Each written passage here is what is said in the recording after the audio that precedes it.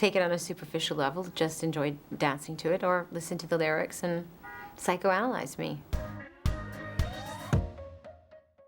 Madonna. Yes, Mark. Ben. Ben. Of the Cool. Call me anything you want. Okay. Yes, let's go with Mark. Ben Mark. Yes.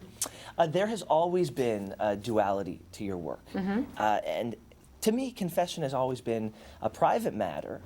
And then the dance floor is a place where people come together in a very public place. Yeah. So you've got these introspective lyrics mixed with a dance beat. What was it like marrying those two concepts? Well, I think that was what I set out to do, take something that, dance music is usually associated with, as you say, like public, and generally people don't make dance music that have lyrics that make you think about them, But I wanted to do that. I wanted to reinvent the whole genre of dance music. And I think that when people do get up and dance in a nightclub, there is an element of letting yourself go, and a lot of people often behave on a dance floor in a way they normally wouldn't anywhere else. Let's keep with the theme of confession, though, Okay. because the name of your documentary is I'm Going to Tell You a Secret. Right. But I also know that you had some reservations about inviting the cameras into certain parts of your private life, your family and your children. Right. At what point does confession end and you say, no,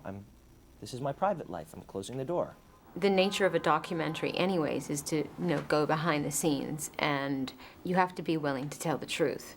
If I'm going to make a documentary about my life on the road, I mean, that's what it essentially is about. I have to include my family because they're a big part of my life on the road, and a lot of as the story unfolds, you see the struggle that I have with trying to balance work with my family life, and that is a big part of my life now, and I don't see how I could eliminate that. Your family is in London now. Yeah. But according to my kids are here, actually. Kids are here, but Yeah. the life is in London.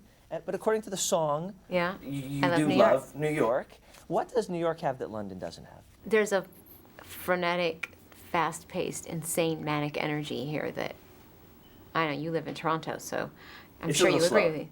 Well, so is London in comparison, but everything's slow compared to New York. When you come to New York, it's like you turned the dial all the way up. When I come here, I feel so excited, and I think it's because of that, because of the energy. Do you often reminisce about the first time you were here? You came in 1977, very little money in your pocket. Well, that's the other reason I love New York, because this is where I came of age. This is where I went to the School of Hard Knocks, and this is where I learned to achieve, and this is where I followed my dreams, and I don't know, I'll always have a fondness for New York because of all those things.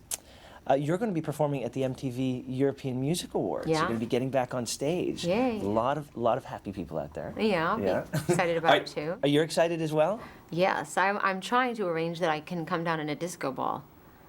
Inside of a disco ball. Inside of disco ball. Yeah. Shaped like a horse. No. No. Shaped like a ball. Are there plans for a tour? Because when a new album comes out, people want to know, is there a tour to follow? There is, well, we've been talking seriously about it, yeah. So, not 100%, but pretty sure. And I am from Canada, I have to ask, would Will the we tour be then there? come to Canada? You know what, I'm not just saying this to, flatter you, but I have to say one of my favorite shows was Toronto. You can ask any of the people that work for me. I thought the crowd was amazing there. This last tour, I had, I think I had 4 shows there, 3 or 4 shows. But they were all amazing, and the very last one was so, I don't know. I remember leaving Toronto going, yeah, this is why I do what I do. Because I remember seeing you, I think it was the True Blue tour. Yeah. Was that the one with the little kid that was dancing around with you? Yeah. I saw you in Toronto there. But you didn't see my reinvention tour, No, did you? I did not. Well, I'm not speaking to you anymore. Well, it's been fun. And I'll be fired. And if you recall, during Truth or Dare, they tried to arrest me. I know. And Those yet horrible police in Toronto. but the city's made amends with you. I know. I don't know. I like the idea of going to jail for 5 minutes.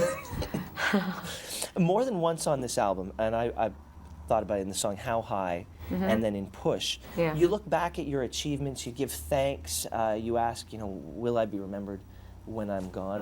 What do you want to be remembered for? What will your legacy be? Oh, God.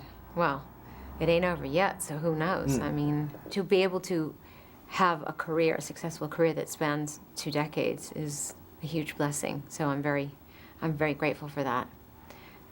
So I'll probably be remembered for my tenacity, right? for sticking with it. Well, I'm thinking back at 20 years of work, a huge discography. We're in New York. I was just on Broadway. I saw the signs for Mamma Mia. Have you been approached about taking your discography and turning it into some sort of Broadway Musical. play? For a while, I've wanted to write a musical, and I did write about 20 songs over the last couple of years for a musical, which I never ended up doing. And then I took a few of those songs and sort of morphed them into the songs that are on the record right now. Really? So I'm not going to tell you which ones. No. I know. I want to surprise. No, I love the idea of writing a musical with my music. Yeah. Would you cast someone as an early Madonna? You start with some sidewalk talk and move your way up to the discography. I'll just wait a couple years and my daughter can do it. What does the word confession mean to you? To me, well, it's kind of like the title of revealing something about yourself, telling the truth, being courageous. 1-888-2-CONFESS. If I were to call that, which I haven't done yet, 'cause What I'm would you nervous. say? Well, I've been trying to figure that out. What do you want to hear? I don't know. Everyone's got secrets. We do all have secrets. I know, but what? I mean, if I gave my deepest, darkest secret, I'm not even but sure what it is. It's anonymous. I mean, I won't know that it's you. But I encourage you to call me. I intend to listen to all those confessions, just for I will do entertainment's anything sake. you ask. Oh, oh my goodness! Did everybody hear that? What sign are you? I'm a Pisces. Oh, it figures. Oh, really? Oh, yeah, I go with the flow. Isn't that what it is? Kind of like the fish? Yeah. Well, I'm not Pisces are prone to addictive behavior, sort of indulgent. Yes. A little bit. Yeah. Just What's your addiction? my girlfriend. Well, there you go. I love you, Wendy. Ah, sweet. So you did Letterman today. Can you tell me about that? Well, I have a very long history with Dave Letterman, as you know. We've been through some hard times and some good times, and I always know there's going to be a surprise in store when I go on the show. So today, Dave very cunningly presented me with 2 horses to go riding down 52nd Street on. And I was wearing my high heels and very tight pants, and I'm not completely healed from my accident, so I did pause for a moment before I jumped up But there. you did it. Everybody around in my camp was cringing. Yeah, it was fun. In my mind, every time that you've opened your mouth or made a statement, it's been taken to the press or the internet has taken it to the extreme. Is sometimes One does have to be careful about what they say. Yeah, so I want to be careful sometimes. I want to make sure I'm asking questions. Well, that are you're not going to spin your words out. No. But you see, sometimes the words that come out of your mouth sometimes is a cigar just a cigar. I mean, is this an album? Could someone just appreciate this album as a dance album? Absolutely. You can And- take it for what it is. Take it on a superficial level, just enjoy dancing to it, or listen to the lyrics and psychoanalyze me. It doesn't Whatever you want. irritate you when people do that, though? No. Because there are some words on this album that are to me they seem like they're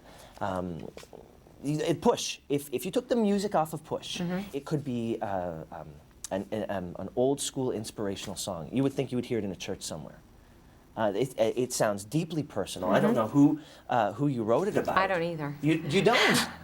Because I said, is it God? Is it Guy? Who is it? It's a song that was written for anyone who's ever inspired me.